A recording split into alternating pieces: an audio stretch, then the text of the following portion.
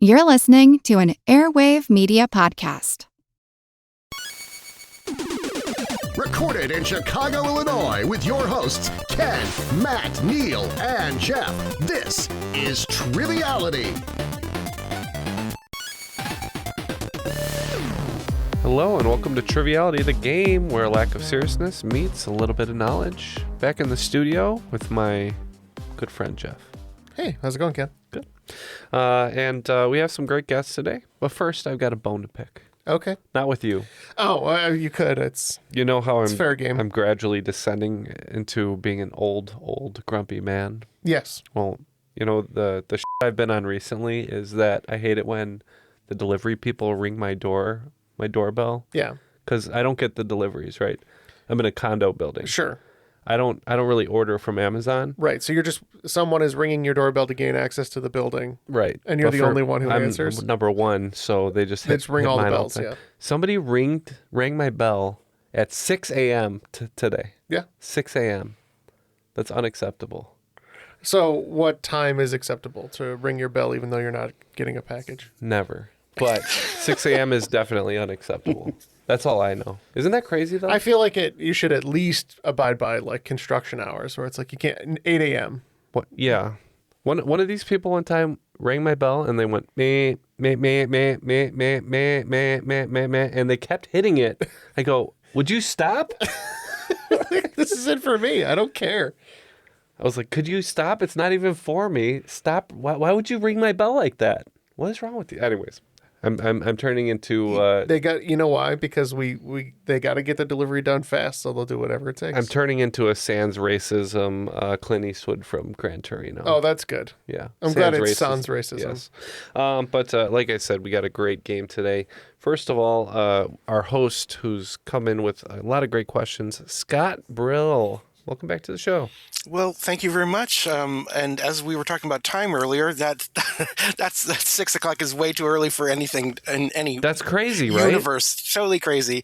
And yeah, if you eventually when you live in the suburbs, you'll be yelling, "Get off my lawn!" I'm gonna guess a lot of that will happen. So what's my solution here? Put up a passive aggressive sign? I don't know. I gotta think about this. I can help you disable the bell. I'm a librarian, and we know for a fact people do not read signs. You can put that gigantic sign, here are the bathrooms, and they will walk up to the desk and say, where are the bathrooms? So Good luck with that. No, I'm right there with you. Yeah. High school educator. But so you're a librarian. Tell us a little bit more about yourself. Sure. I'm a library director, actually, from Connecticut, born and raised in Connecticut. And I do all sorts of things as well. I love crossword puzzles. Gone to the crossword puzzle tournament a couple times. Which is great. And I'm actually also the vice president-elect of the New England Library Association, which is kind of a big deal in my world. And so that's kind of cool. And of course, my father instilled in me a love of trivia and old cars. So and movies. So that might feature prominently in today. Looking forward to it. Another great guest who's going to help us play today, a very familiar face, one of our old friends. I say familiar face, but there's a brand new beard on it. It's a great beard. Kevin Kuschel, welcome back to the show. Thanks so much for having me. I really appreciate it. It's always fun to be with you guys. Yeah, we think the same. Tell us a little bit about yourself, though, for the audience. We know. I'm a high school teacher in the St. Louis area. And when you're talking about getting older, I realize that all the time because I'm still a very easygoing teacher. I hardly ever get mad, but I'm a lot grumpier than I used to be. And things that used to never bother me just bother me. And I love my job, but next year is going to be my last year, and I'm ready to retire. So, well, congrats. Yeah. Well, let's play a grumpy ass game of trivia, shall we? Grumpy old men play trivia. Yeah. That's pretty much most podcasts. Wow. But, it is indeed. This one is the minus the toxic masculinity, but I hope so. Yeah, let's get going though, Scott. There's no rules today, so it's going to be Kevin, myself, and Jeff playing as a team. Great. Well, that's great. And I don't know if I walked into the Lion's Den or not, but while I didn't do clues and stuff, each round does have a theme. Ooh, So for round one, your theme is a cinema paradiso. Just a general theme. And so, I will read the question, and then it'll appear in chat, which is magical, because I know I like to also read things. So if you're ready, let's start with question 1. Sounds good. Name the actor from the UK who has portrayed 2 American presidents, one a 19th century president and the other a 20th century president, in 2 different films made about 2 years apart. The actor actually played the 20th century president first and was then directed by Steven Spielberg as the 19th century president. The actor received Oscar nominations for both roles. Did you say a 20th century president or 21st century? Sorry. A 19th century president and a 20th century president. Okay. I was going to say Brendan Gleeson, perhaps, but he played a 21st century president. Daniel Day-Lewis was Lincoln, and that was a Spielberg movie. Yeah. But I can't think of him playing another president. I don't think so. What else would Spielberg have directed, though? Yeah, but it could have been a side character in Lincoln. But he we're talking about directed someone War Horse 2. We're talking about someone who played a president, though. Right. Yeah. But he received directed several. And did Lewis win the award? Yes. Okay, Yeah. so he didn't just get the nomination for that. Let's see. Man, I'm kind of... Well, who played Reagan in that Reagan movie? Not a European. No. Not a British person. I think it was Dennis Quaid or somebody like that. Yeah. I was thinking about the Trump movies. I was thinking about... what else? Yeah, that was Sebastian Stan. Played Trump. Anybody play Nixon of note? Frost v. Nixon? Yeah, that was Who was Nixon? Frank Langella played Nixon. Who else could it be? Man, this is a toughie. Christian Bale's British, but he played a vice president. Yes. Yeah. Well, I'm not sure. Hate to tap on something. Hate to tap on the I first feel like one. we should at least guess maybe with Daniel Day-Lewis. All right. We'll guess Daniel Day-Lewis. Going with Daniel Day-Lewis, who, by the way, I didn't mention this, I'm married, but we've been together for 1,000,000 years. Daniel Day-Lewis is my celebrity hall pass with my husband. And so Good for you. Good choice. Yeah, and good choice. And Mr. Lewis, I know you're married to Arthur Miller's daughter, but whenever I would be ready. I know that we're sometimes in the same state, so whatever. It's funny. I by the way, I also play tested this, and that was the exact conversation that occurred. And boy, did you almost hone in on it.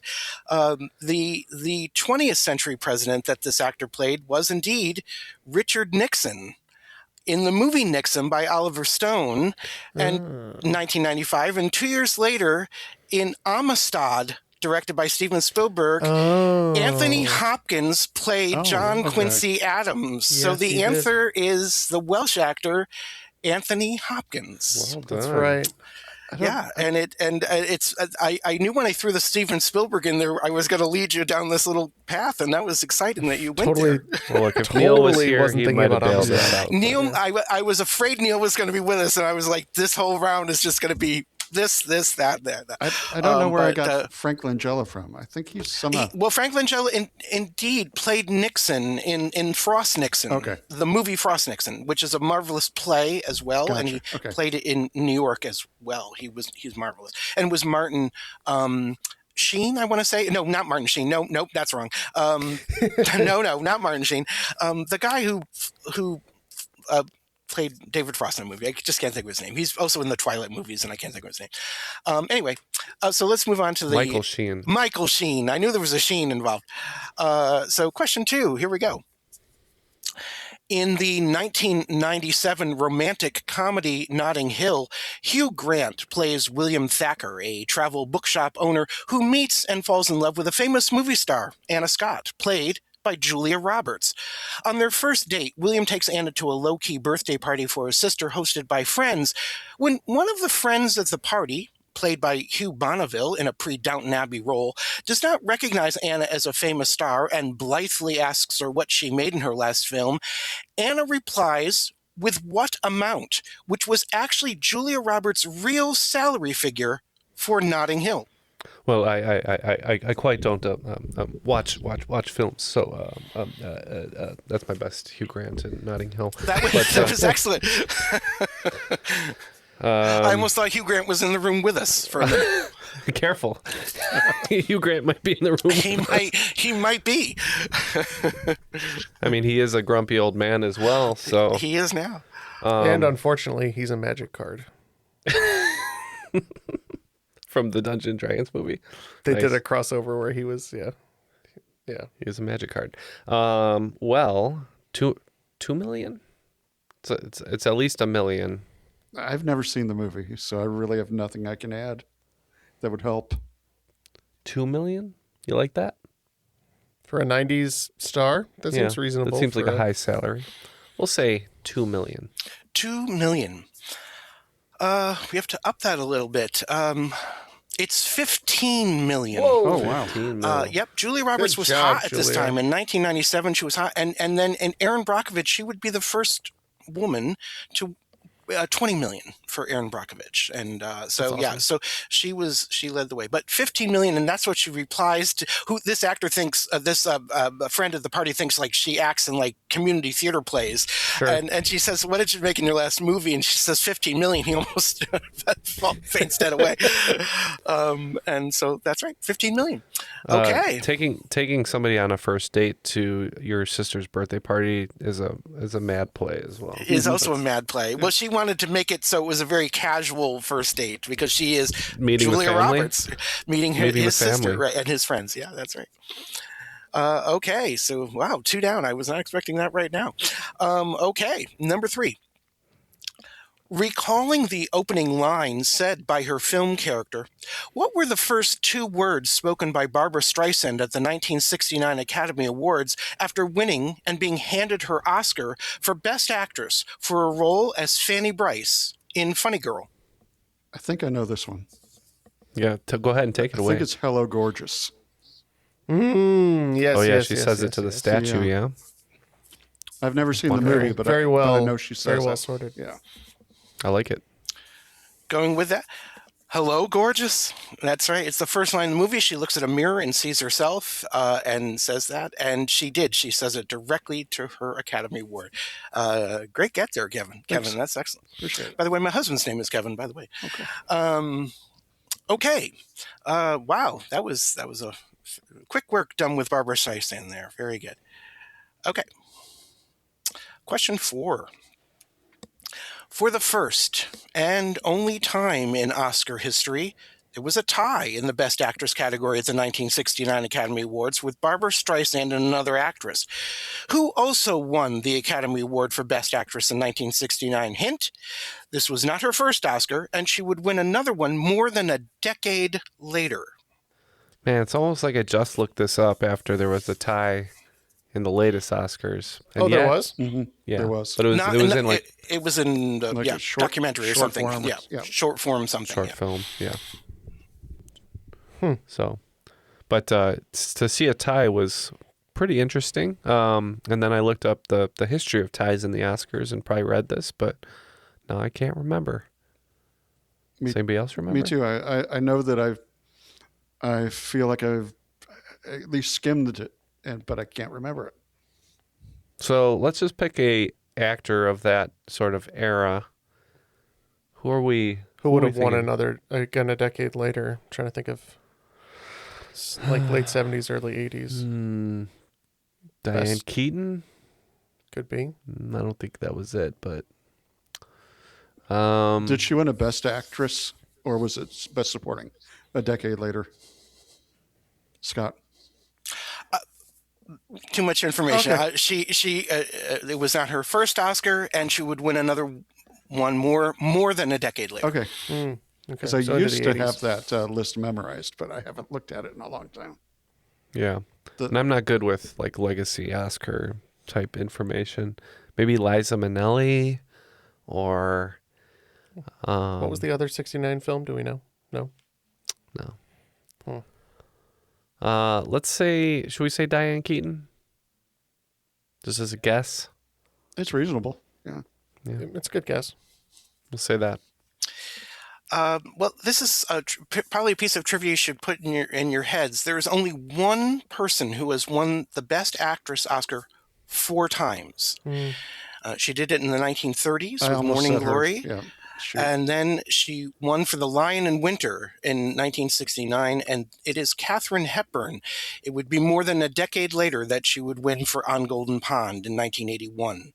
So the answer is Katharine Hepburn. She did cross my mind, but I thought that was too late for her. Yep. But That's why I worded the question the way that I did. Because who remembers that she also won an Academy Award like in 1981? Yeah. wow. Okay, Catherine, one of my favorite actresses, by the way. Okay, I'm in other trivia podcasts. I'm known for my long questions, and this is probably one of the longest ones I've ever written. Right, So buckle up. So as a pilot might say when we're coming in, brace, brace, brace. So here we go. Okay, I hope I can get through it. Here we go. What actor played the role of Dr. Milo in the 1971 film Escape from the Planet of the Apes, the second sequel to the 1968 film Planet of the Apes? Set in modern-day Los Angeles, the plot involves 3 talking apes: Cornelius, played by Roddy McDowall, his wife Zira, played by Kim Hunter, and Dr. Milo, returning to Earth via the original spacecraft flown by Taylor, Charlton Heston, in the first film. At first greeted warmly, when officials realize that the apes have come from Earth's future and reveal that it will be destroyed, things take a dark turn. The actor thought that playing Dr. Milo in the popular Apes movie franchise would help revive his then stagnant movie career, as it had done for co-star Roddy McDowall. However, the actor hated the laborious, nearly 4-hour daily process to apply the claustrophobic ape makeup and asked for the script to be rewritten so that his character would be killed off early in the movie. Although he did some television appearances, Escape from the Planet of the Apes would be the last film he ever made. David Caruso. No. The much maligned David Caruso. All right, 68. That's pretty early for my film knowledge. Let's see. He would do some television after that. 71 was the year of the movie. 68 was the original Planet of the Apes. 71 was 71. Escape from the Planet of the Apes, the sequel that we're looking for. It was his last. Okay. When you started the question before you said Roddy McDowall, that was going to be my answer because I knew he was in the movie. And then, yeah, so. Well, I'm not sure about this one. I'm trying to think of somebody who might have moved into television shortly after. So that's kind of where I'm jumping out at. So maybe like Someone who was maybe like an 80s TV star, yeah, like 70s or 80s in one of TV those star. like 70s, 80s detective shows or something. Tom Selleck? Has he been in movies really? Not really. Well, he was in like the 3 Men and a Baby and stuff. Oh yeah, that's true. Yeah. Plus probably a little young for this role. Telly Savalas. He was Who's that? Telly Savalas. He was Kojak. I mean, I don't. Yeah, that's the kind of person I'm sort of thinking of. So you want to go with that? I can't think of any movies he was in.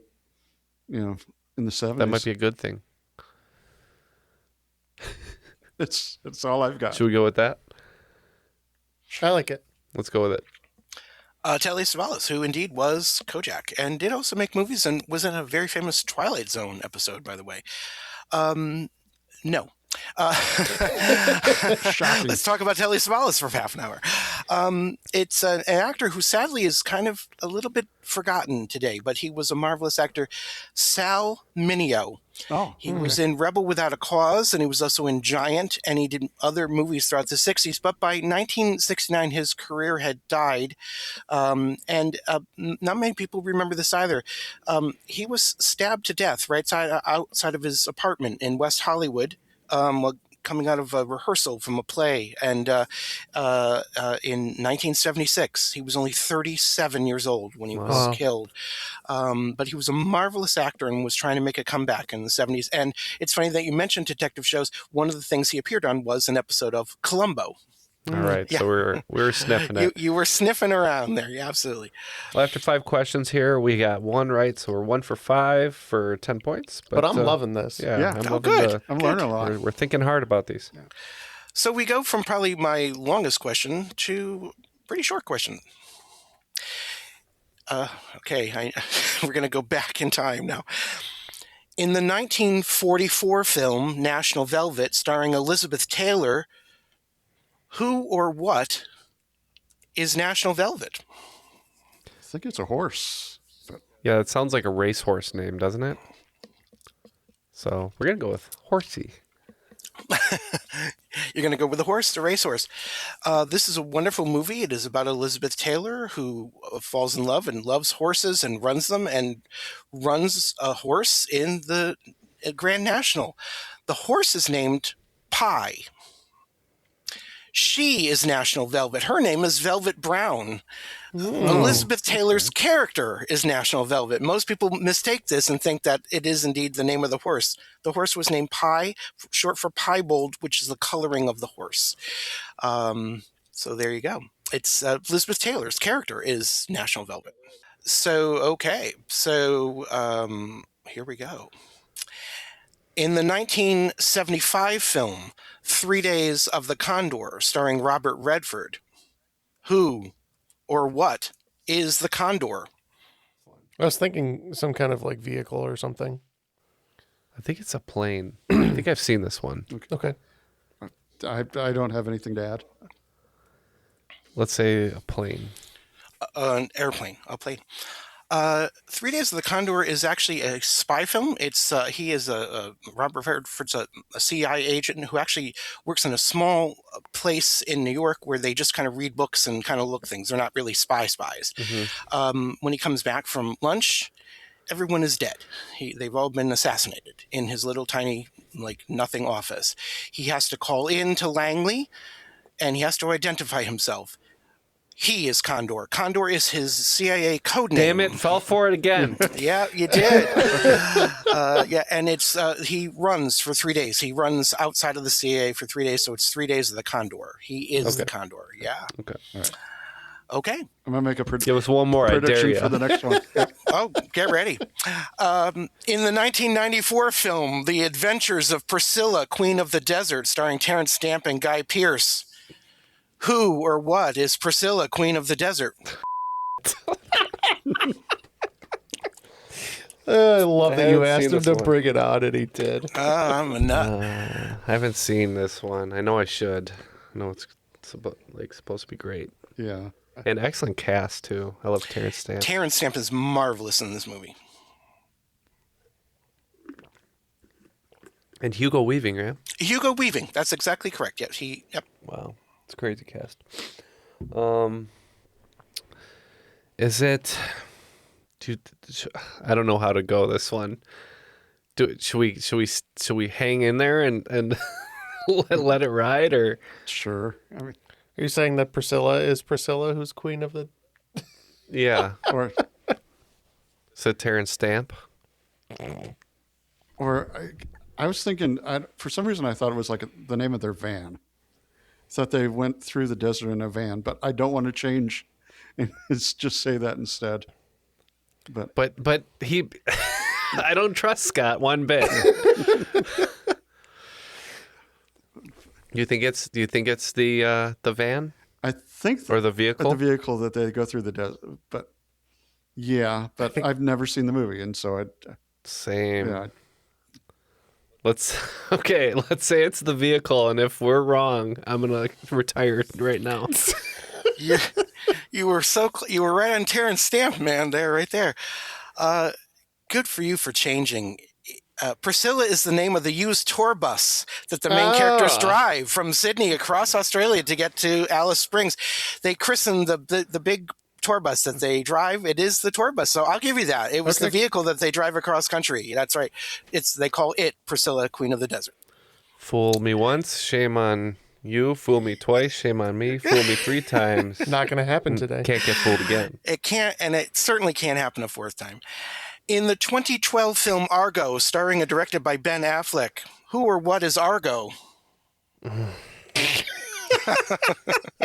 I love this so Of all the much. movies to pick, what is Argo? It's your favorite Academy Award winner. Oh, Argo is the name of the... Is it the operation? Is it Or- the fake... It's because they were making a fake movie, right? That's how they Yeah. got their people in.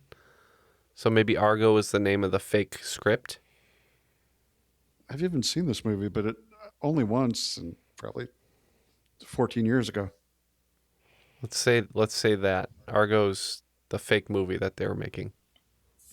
Sure. Right on the money. You got it. Argo All is right. the name of the unproduced sci-fi movie screenplay that they use to fool that they're a film crew, that they're trying to get the Canadian film crew out. Right. Argo is the name of the fake movie. Very, very, very good. Yeah, We're you got back it. in this, boys. All right. You did. You got 2 out of those 4. That's excellent. Wow. You could even have gone the slightly dickish route and just be like, Argo's the name of the movie. Argo's the name of the movie. Yeah. Yes, And it that's right. does work in both cases. And if you haven't, it's worth seeing again. It's actually a very compelling movie. I think he did a marvelous job with that script. Very good, yeah. And it's also because John Goodman is so good in it. And it's funny to tie everything together. John Goodman plays John Chambers, who was a Hollywood makeup artist who did all the makeup on what movies? The Planet of the Apes movies. He created all that makeup, and he was a real person, and also really worked for the CIA. So it's all real. Okay, so All right, hit us one more time, Scott. you got it. Well, question 10 is about the movie 10. Bo Derek became an international star playing Dudley Moore's ideal of the perfect woman in the 1979 hit movie, which also revived interest in Ravel's Bolero. But what actress played Dudley Moore's girlfriend in the film and in real life was married to the film's director? That's awkward. But I don't know. Do you guys know? I do not. No. I thought the film was directed by Bo Derek's husband, John Derek, but I guess that's wrong. Well, maybe that's a trick question. Yeah. Yeah, I know that Bo Derek was married to John Derek, and I know he was a director, but I don't know if he directed 10. But I mean, Well, let's go with it because Scott's been screwing with us. So Been a little tricksy. yeah, let's go with Bo Derek. sure. Going with Bo Derek. John Derek certainly was married to Bo Derek. This film was directed by the same man who also directed all the Pink Panther movies, Blake Edwards. And Blake Edwards' real-life wife, anybody? Yeah, Julie Andrews. Julie Andrews. Julie Andrews is in the movie as Dudley Moore's girlfriend and was married to Blake Edwards until he passed away. Yeah. So All-time hottie. Yeah, all-time hottie Julie Andrews. She's actually wonderful in the movie. And then in the movie SOB, which followed it, it's where she bared her breasts on screen for the first time and kind of destroyed her little image there in the 70s. So Well, Julie I'm Andrews. going to take a quick break. I'll be in my bunk. USOB. Excuse me for 1 second. But we really do need to take a little score recap here. So we have 30 points out of 10 questions here.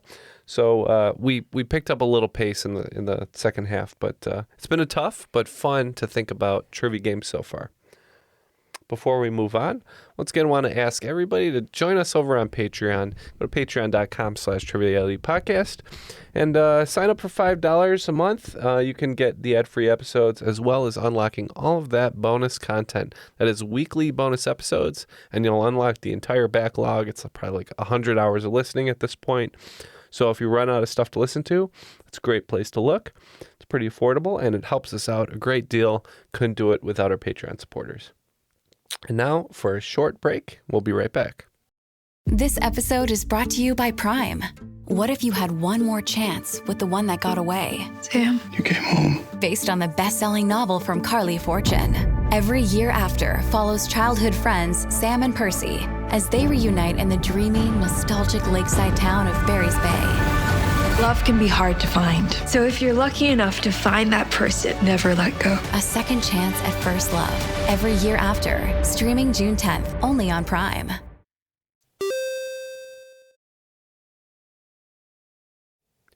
And we are back. Scott, hope you have another challenging round in store for us. No, I'm just going to take a nap, and you guys can talk amongst yourselves. Oh, no, that's right. I do have more questions. My God, I am prepared. I was oddly prepared. That never happens. Okay, so round 2, we have a new title for the whole thing. Planes, Trains, and Automobiles is where we're going now. And here we go. What film director currently owns the original fully functional road-approved Chitty Chitty Bang Bang with the registration Gen 2 created for the 1968 movie musical? Although 6 cars were created for the film, this was the most fully functional and the prime automobile driven by Dick Van Dyke throughout the movie. It was sold at auction in 2011 with a winning bid of $805,000. I can't tell if that's a good deal or not.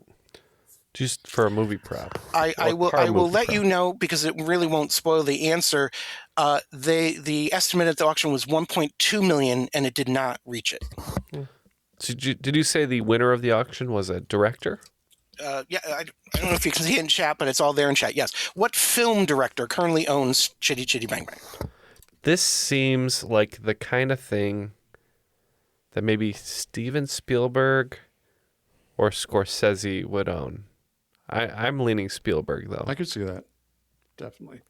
That would be pocket change for Steven. It would be pocket change. He's all about preservation. Yeah. And, or George Lucas. But I would say Spielberg. I think Spielberg's a good guess. I like it. Right. Going with our friend Spielberg, who we mentioned earlier in the night. Would Scott mention Spielberg twice in one thing? Would he? Yes, he might. would. Would he do that? Would it help if I told you that the car is currently garaged in New Zealand? Peter Jackson. Peter Jackson owns Chitty Chitty Bang Bang. Yep, he bought it. Also for a man of means. Yep, and he did it for charity reasons, so that it could be used all over the world for charity reasons, and it has been. So I know people don't care, but Chitty Chitty Bang Bang is an important movie to me as a kid. Hits right in my generation, and I just think it's cool that the car still exists. Yeah, it is very cool. Love Chitty Chitty Bang Bang. Okay, brace for another kind of longish question. Before the major railroads of the U.S. and Canada coordinated to adopt 4 major time zones in North America, Eastern, Central, Mountain, and Pacific, over 144 different local time zones existed, which resulted in missed connections, accidents, and travel chaos, known as the Day with 2 Noons. On Sunday, November 18th, American and Canadian railroads implemented standard time zones. At noon, all local clocks were reset to the new standard, causing many places to experience a second noon when the new time arrived. Within 5 years, either way, in what year did this Day with 2 Noons happen? So it was somewhat synchronized around the building of the railroad. So I'm thinking like... 1870s? Yeah, somewhere around there. Could you imagine the chaos of having all those time zones? That's crazy. Yeah, it was 144 different time zones. And they were all local, like one town next to each other would have 2 entirely different times. Yeah, and it wasn't like it was now. It was much more solar-based, right? So it was like, it wasn't like, oh, it's offset by the hour or the half hour. It's like, it's offset by 8 minutes. And it wasn't that important because before the train, people didn't go from St. Louis to Los Angeles. Like that didn't happen. So, but it was the trains that caused everybody to go, wait, we need some coordination here. Yeah. Also, like most labor was still farm labor until factories. So you just get up when the sun comes out. So do we like 1870-ish? Sure. Does that sound about right to you? I need a year because I'm giving a 5-year window there. 1872. That gives us pretty much right at the end of the Civil War to mid-1870. Yeah, I could like that. All right, let's go 1874. 1874? Sure. Boy, did you inch closer to it. The real answer is 18 1883, and so 1878 to 1888 would give the answer. I almost gave you a 10-year window, and if you did, you would have hit it. Come on, man. I know, I'm a meanie. But it's even weirder. However, it wasn't until 1918, yes, the First World War, that Congress finally passed an act to provide standard time for the United States, known as the Calder Act or the Standard Time Act, and it actually established 5 time zones, also including Alaska. Until then, it was still a bit of chaos between 1883 and 1918, even though the railroads demanded that we all adhere to these times. But it was the railroad tycoons who invented Eastern, Central, Mountain, and Pacific as our time zones. And I did not know that until I researched this little question. I feel like 1883 appears on an image of a train somewhere that I can't remember. It may. But it didn't help you. Didn't. No. All I know is it's that stupid Taylor Sheridan prequel to Yellowstone. Right. That's right. Oh, that's right. Okay, question 3.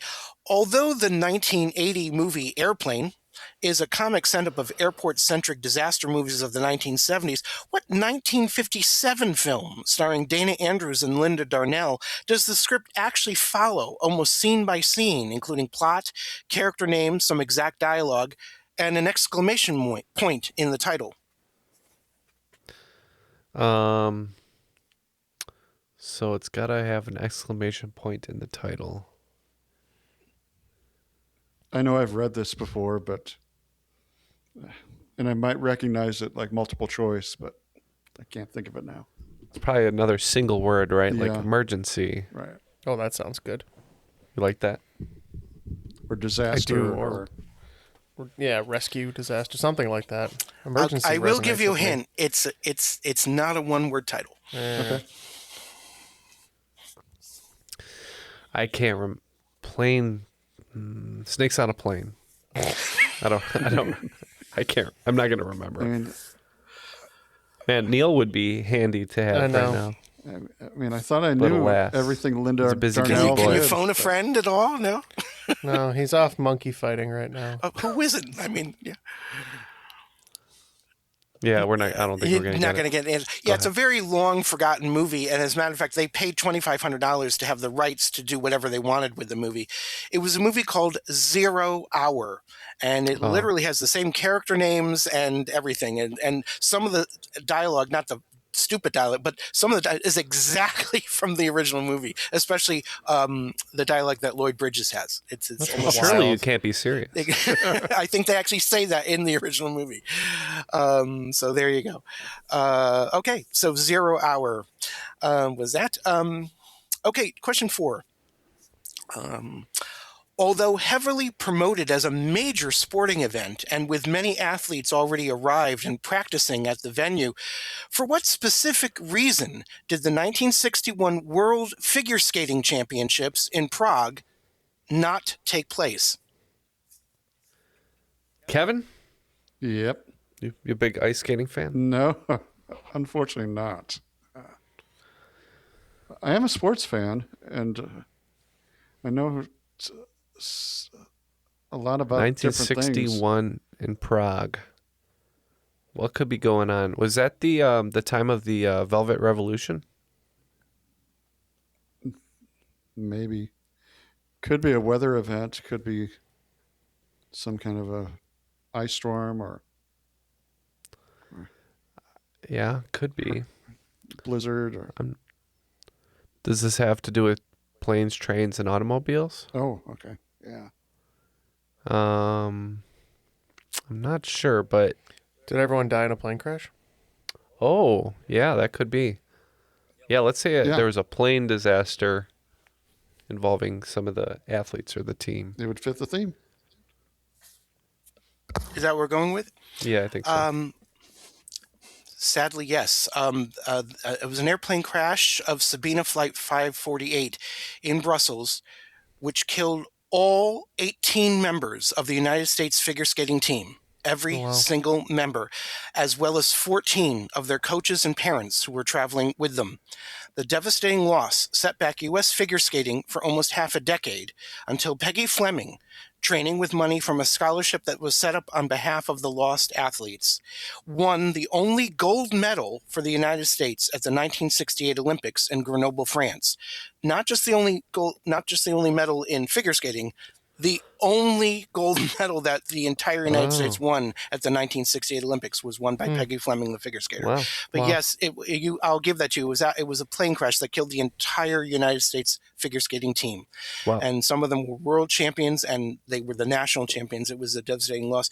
And as you remember, just a couple years ago, there was another devastating loss of young figure skaters in Washington, D.C. when a helicopter struck the plane. And so this accident was brought up writ large to the members of the figure skating community. That's right. Yeah. Very well done there. And it was funny that you got it because you went back to the category, and I was hoping that was not going to happen, but you did it right as I was like, I wonder if they're going to know what the category is. Okay. Question 5. Spread over 49 acres, having 44 platforms and 67 tracks on 2 levels. In which city and country is the largest, by far, train station in the world? I would say to me, this screams like Tokyo. That's what I was thinking or too. Beijing or 44 platforms, 67 tracks on only 2 levels though. Well, Japanese train stations are huge. Yeah. didn't we hear that Shinjuku station is the busiest train station in the world, right? It almost certainly is, yeah. So, yeah, you want to say Tokyo? Sure. That seems... There's a lot of stations to pick from in Tokyo, too, so we'll say Tokyo. Tokyo, Japan. Yeah. Right, I just need the city and country. Tokyo, Japan. Mm-hmm. It's interesting. I've actually been to this station multiple times in my life. The answer is New York City, the United States. Grand Central Station, by far, is the largest train station in the world. It's hard to imagine that, but it does. It covers over 49 acres on Manhattan. That's kind of amazing. So, yeah, it's Grand Central Station in New York. I've been there myself. Yeah. I didn't even realize. Okay, Right. and In this battle, we racked up another 10 points, so we're at 40. So it's exciting. And that's, it's been a tough one. And sadly, due to a plane crash, so why you're at 40. It's been a tough one, but a fun one. Okay, well, I'm good to hear that. But let's get all of them in this last half. See what we can do. And since you brought it up, serving over 100 million passengers a year, what is the busiest railway station in the United States? Do you sense an ESP with my questioning at all? Or? Is it also Grand Central Station? I mean, maybe just with... I don't know. I mean, Scott's been cheeky before. He's been he doing could that. be cheeky again. Yeah. It would almost have to be, right? I mean, after New York, you have Los Angeles, and no one travels by, like by populations of cities, no one travels by train in LA. And where are you two sitting? Yeah, I know. I thought about that as well. I don't think it could be, though. Could it? There are a lot of Union people that go Station? through Union Station in Chicago. I just asked where you two were sitting. Yeah, we know. Union Station did come to mind. All right, fine. Because New York Transit is a lot more decentralized. If we say Union Station and it's wrong, then it's Scott's fault. So let's say Union Station. Sure, you totally blame me. Well, you're right. It's in New York, but it's not Grand Central Station. It's Penn Station. Oh. The reason why is that Penn Station is where you go everywhere else from. Grand Central just comes from connect the trains. Penn Station is where you get a train to go to Chicago or go anywhere else. It's also the LIR and it's also the New Jersey Transit. And by the way, I'll be visiting Chicago in June for a library conference, and I will be leaving from Moynihan Station across the street from Penn Station. Oh, great. So, yeah. If you have time, hit us up. I will. I absolutely will. It'll be great. It's going to be in late June, and part of the excitement is that we will be one of a group of librarians to visit the Obama Presidential Library for the first very time. cool. So Enjoy. it'll have just opened a week before we get there. Yeah, that's awesome. Okay. Another kind of longish question. Two automobile manufacturers dominate the list of most expensive cars ever sold at auction. One appears 7 times in the top 10 auctions list, while the other only appears 3 times in the top 10. It does hold the top 2 spots, including the highest price ever paid at auction for a car, over $143 million for a 1955 model in 2002, and over $54 million for a 1954 model in 2025. The most recent model year for an automobile on the top 10 list is 1967. What 2 makes of automobile feature so dominantly on the most expensive cars sold at auction list? LeBaron? Isn't the Chrysler LeBaron? No laugh for that, Jeff. Come on. I would have, but I'm supposed to be partial. Come on, man. Help me out here. I'm giving you gold here. Are you not working with? Sorry, that was hilarious. Kevin, you a car guy? No, I'm not. Unfortunately, No. When I think of some of the most expensive cars ever sold at auction, I think of a handful of cars. I think of Ferraris. Ferrari, the 250 GTO is one of the most expensive cars routinely sold, usually fetching, 25 to 50 million or more. I would have to imagine a lot of this list is comprised of Ferraris.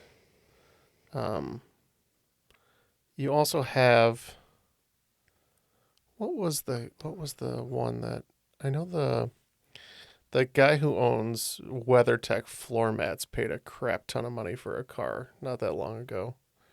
I'm trying to remember what it was. There's been a few, I think there's been a few Bugattis that have sold for a lot of money. 1954 makes me think of the original Corvettes though, because Corvette came out in 55, and I think there's a couple collectors who've gone crazy over the 54 early run models. So if we're saying the makes, we're going to say Chevrolet. Yeah. And Ferrari? Possibly. It's just weird enough that it might be right. Okay. that works. So I'm sorry, say again? You're going? Chevrolet and for the Corvette and Ferrari. Ferrari is one. Ferrari is the one that is the dominant on the list. It's actually in the top 15. Like 10 of them are Ferraris, and so that's very good. But no, the most expensive car was a Mercedes-Benz 300 SLR, and the 1955 model of it, and the 1954 Mercedes-Benz was what was the second. So it's Mercedes-Benz and Ferrari are the two. Wow. And you don't get to another car brand until you do get to Bugatti is up there in like number 16 or 17 spot, and believe it or not, an Aston Martin is the other one that's in the top 20. I believe that. I'm sure somebody paid a lot of money for I believe it is. DB5. I'm pretty sure it is either a Bond car or a Bond adjacent car. Yeah, that was I would sold. imagine Yeah. one of those gray DB5s, like a 67. But even after that, Ferrari keeps dominating. Ferrari just goes down the list, and so I'm glad you got Ferrari. But yeah, the other one is Mercedes-Benz. I wasn't even thinking of the 300. I win the lottery. You'll know because I'll be driving a 300 SL around. Okay. For $143 million. What do you do with a $143 million car? Like, what do you do with it? You can get nicer examples that run for a little bit less. That for low 7 figures. That's right. That's right. Just 15 mil. No, you can pick them up for a couple million. Okay. Sure. Yeah. Okay, I think we're on question 8.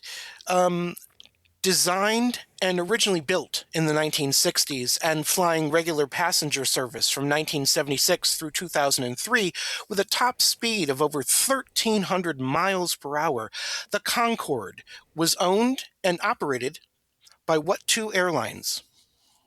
I feel like one of them was BA one of them, British Airways?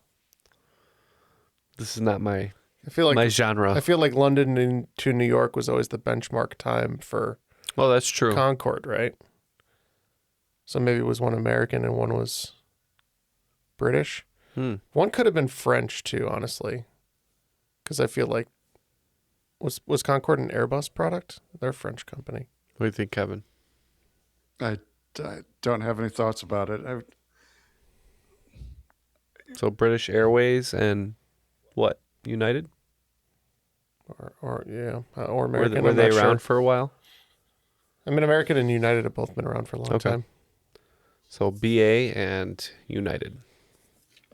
BA and United. British Airways is definitely one of them, absolutely. The Concorde famously flew. Actually, Phil Collins, when it was Live Aid, he flew the Concorde and was at both the London concert and the Philadelphia concert. But you had it. You were right there. The other was Air France. They were known, and as a matter of fact, if you remember, one of the reasons why the Concorde doesn't fly anymore, although it is coming back apparently in 2027, a horrible accident occurred while it took off in France.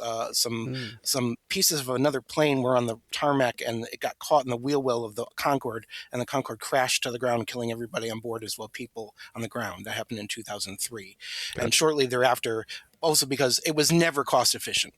It cost $12,000 a seat, but it never made any money because only 99 people could sit on it at one time. And it was also the lawsuits for the noise pollution alone cost them millions of dollars. So yeah, and the damage that caused by the sonic booms and all that jazz. But they're bringing it back. I don't know whose idea this is to bring it back, but they are. But The billionaires. So, yes. No, I think there's an actual push from like people as long as they can engineer a solution to the noise problems. Correct. I think that was what it was. Although it's going to go Mach 2, so you're going to have a sonic boom. So, but yeah. So British Airways, yes, but Air France is the other one. Okay. We're getting there. We're zeroing in here. Number nine. Advertised as the most famous train in the world. What express passenger train with a 3-word name ran from New York to Chicago from 1902 to 1967 and was featured in the 1959 Alfred Hitchcock film North by Northwest, with the film's major characters traveling aboard it? Aimed at upper-class and business travelers, it was considered the flagship train of the New York Central Railroad. The phrase red carpet treatment is derived from passengers walking to this train on a specially designed crimson carpet with the train's Art Deco-inspired logo embroidered into the carpet. Do you know any train names? Or I should say trains with names? Kevin? No, I just know like railroads. Like You have the Orient Express, Yeah. Ken, and the Polar Express. Oh, true. Atchison and Topeka and things like that. But I don't love trains apparently as much as I should. yeah, this is making me realize that there's a lot of stuff I do not know in this world. There's so many. The more trivia you do, the more you realize that well is so deep. I think vehicles is my weak spot for sure. And you hit me right in the... It sort of is mine too. This is not my forte here, but these just hit Well, me. it's good to dip your toe into something that you're unfamiliar with, and we're learning a lot today. Okay. But I don't think we can come up with a train name. But points are coming. Yeah. I say the train name is Henry Alfred Wigglebottom. That's my favorite train name. It's interesting. Like I said, I'm coming to Chicago, and I'm coming by train. And they kept one of the words in this train on the train that Amtrak now goes from New York up to Rensselaer and down into Chicago. It was known as the 20th Century Limited. Okay. It was the most famous train in the world, 20th Century Limited, and they still call it the Limited, because it only makes certain stops. It doesn't stop every other stop. It stops like in Rensselaer and a couple, yeah. And it was for the first class. It was I'll be in like a little sleeper car. It's like, okay, this is crazy. Yeah. Yeah. Okay. So our final question in this round: planes, trains, and automobiles. Founded as a corporation in 1916, Boeing Company currently has its global headquarters in which American city? Well, with all the lobbying that they do, maybe Washington, D.C. Boeing is largely based out of Washington. Yeah, I was going to say Seattle or something like that. All right. But I thought they had their corporate headquarters in Chicago. Oh. And I can't remember if they were one of the ones that moved, like when McDonald's did its little exodus, like out of the city or into the city. So I can't remember if they are still there or not. But for a long time, it was in Chicago. All right, well, let's go with it. Did Scott throw you guys a bone? Let's see what happens. It was founded, you're right, in Seattle, Washington. And then Boeing moved to Chicago in 2001. And then moved to Arlington, Virginia in 2022 just as you said, to be closer to key government contractors. Right. It's wild. right outside of Washington, D.C. in Arlington, bastards. Virginia. But it was in Chicago for about 20 years in this century. We got blanked in that one, so we ended up with 40 points. That was the opposite of what you wanted to do. Yeah. That's all right. But we're having a lot of fun. Once again, want to invite you to join us over on Patreon for $5 a month. You can get the ad-free episodes and unlock all that bonus. It's a bonus episode for every week and a lot of backlog too. So join us over on patreon.com/Triviality Podcast and join the fun and help us out. We'll be right back. And we're back. We got 5 more questions. Hopefully we can knock these out of the park, but let's see. Okay, for your final round, your big overarching thing is fly me to the moon.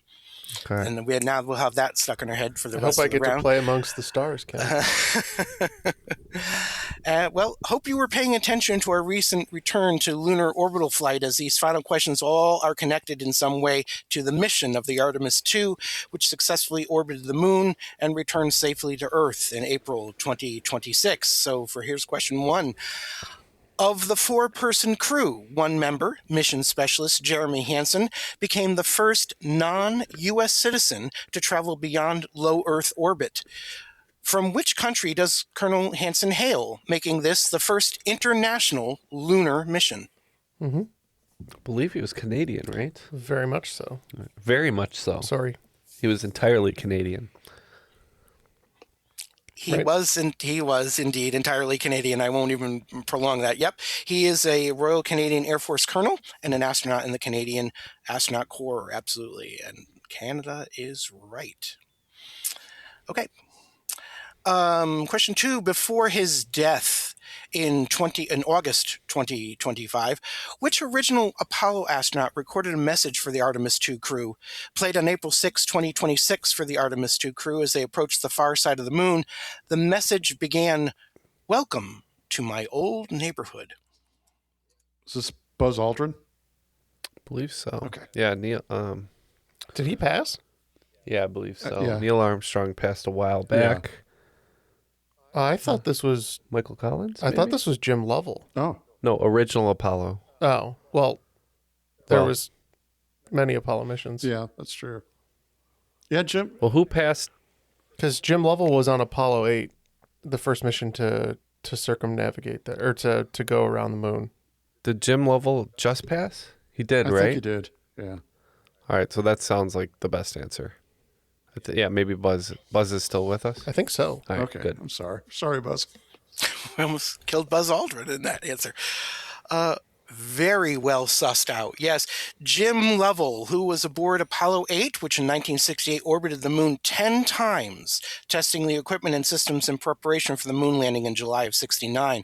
Lovell was also the commander of Apollo 13. Apollo 13, correct, and was portrayed by Tom Hanks in the movie Apollo 13, suffering the explosion and needed the gravitational assist from the moon, so they also had to go back to the far side of the moon.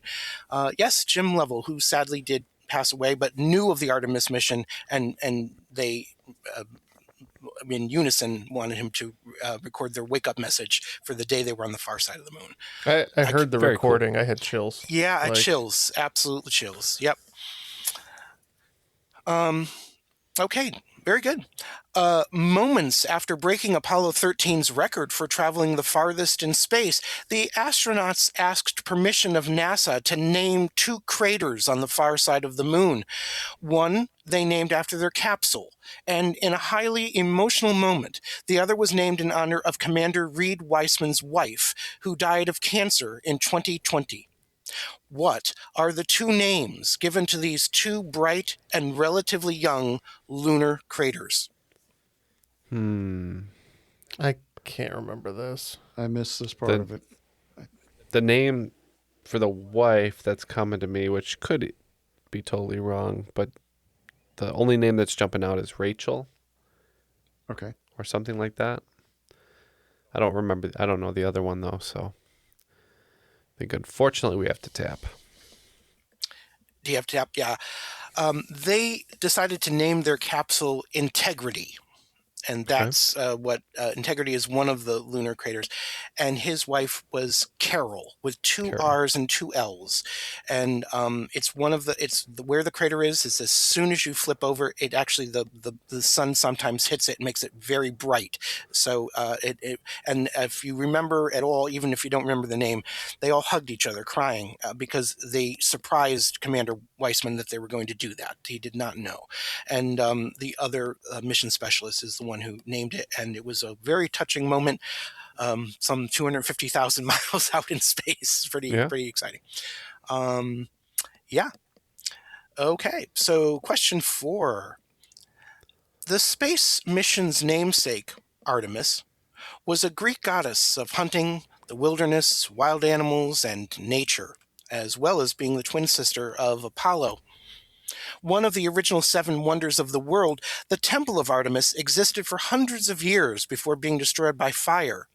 It was rediscovered in 1869 following excavations conducted by archaeologist J.T. Wood. In which country? Any idea on this one, Kevin? No. Your ancient history knowledge. If this would have been a music quiz, I would have done really, really well. Yeah. That's my best subject by far. Hey, Kevin, we realize that it doesn't always go our way, Right. you know? Oh, yeah. In terms of I'm still answers, enjoying but- myself. This is great. Oh, yeah, very much so. What country? What modern day country? You have any ideas? My thought is potentially Egypt. Yeah, that's... They were doing a lot of Egyptian excavations. A lot of the 7 wonders made it around that area, and it wasn't uncommon for like Greek influence to have made it, Greek and Roman influence to make it to the area. So Okay. I like that. as opposed to Greece itself. But. All right. We'll say Egypt. Egypt. You are correct that it was not in Greece, and you can actually visit the foundations of the temple today. It is there, and you can see where it once stood in Ephesus, Turkey. It stands in Turkey. So no point there.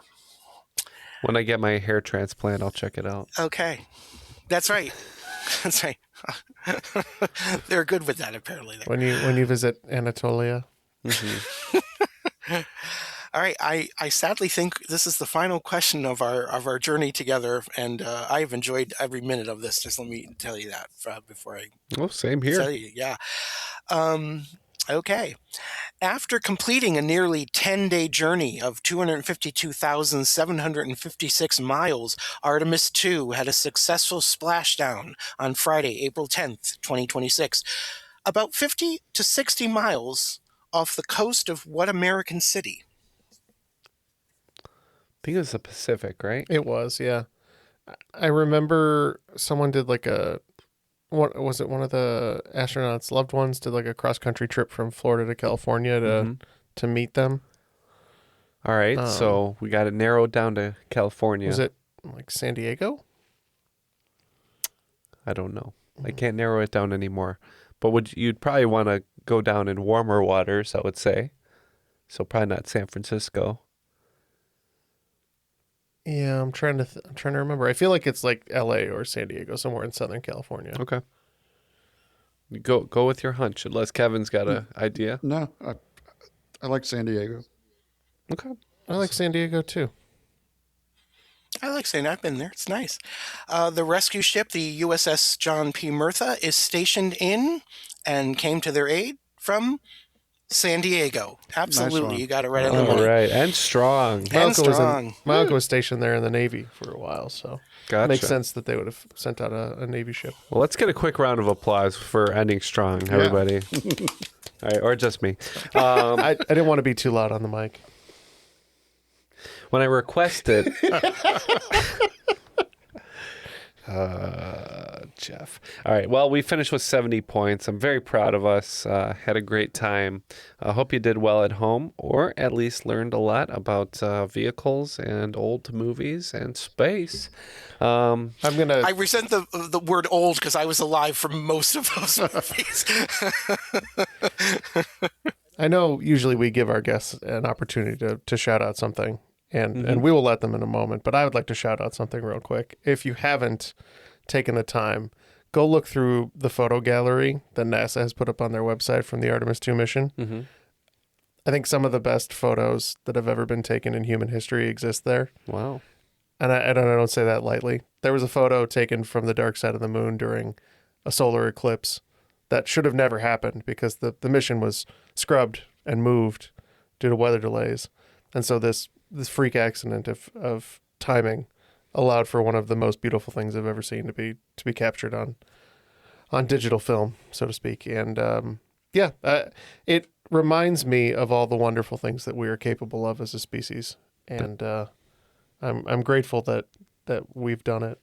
And I look forward to us going back and setting up on the moon. So very, very well said. Yeah. The greatest collection of photos ever taken, right next to Madonna's sex book.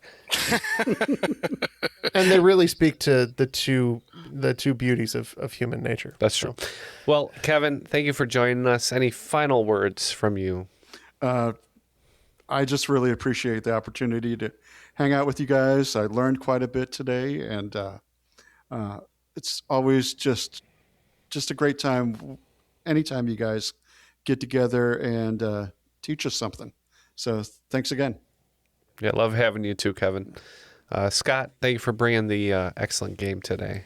Well, this has absolutely been a joy, and I just want to echo that about I was of the generation of the space travel. I was alive when we went to the moon the first time, and it's thrilling to me. So I agree with that, wholeheartedly say that. But I also just want to shout out for some of my play testers who were marvelous. We did this, and it was a very similar score, I have to say. Chris Brewer, Adam Spees, and David Kantorsky were all just really helpful to me in this. And but my biggest shout out, and I always do this on any podcast, is as I said, I'm a library director. Support, visit, go to your local library. You have one; it's nearby, and it has everything you don't even think it has. It has live events, programs, e-content, streaming, probably all that kind of good stuff, as well as the books and the good people that work there. So in a democracy, libraries were an amazing idea that you would have free access and information around almost every city and every town. And so we need this more than ever now. And so visit your local library. Well said. I'm looking for the courage to get over the fact that I would like to learn how to use a 3D printer, but I don't want to be there with 14-year-olds. Well, no, you won't. First of all, we have one, and we have people who learn about it almost every single week, and I have to say it's mostly adults who want to learn about it. I'll go with you and hold your hand. So you can go and hold your hand, and they will be lovely to you about it. Yeah, that's true. 14-year-olds just know how to do things. They do. Natively. They do. Yeah. And lastly, we want to thank our network, Airwave Media. Go to airwavemedia.com and check out some great podcasts other than Triviality, such as, Jeff? Well, I mean, it depends. They've got things across history, science, wellness, business, arts, and tech. And I'm going to call out just a couple of them now. The Dallas Morning News. We've got Fast Company. Mm-hmm. And don't forget about Noodle Loaf. Gotta love Noodle Loaf. Go check out those shows at airwavemedia.com. And that was our show today for our guests, Kevin and Scott. This is Jeff. I'm Ken. I am now Ken. I will be Ken. And I was Ken. And that was, and still is, Triviality.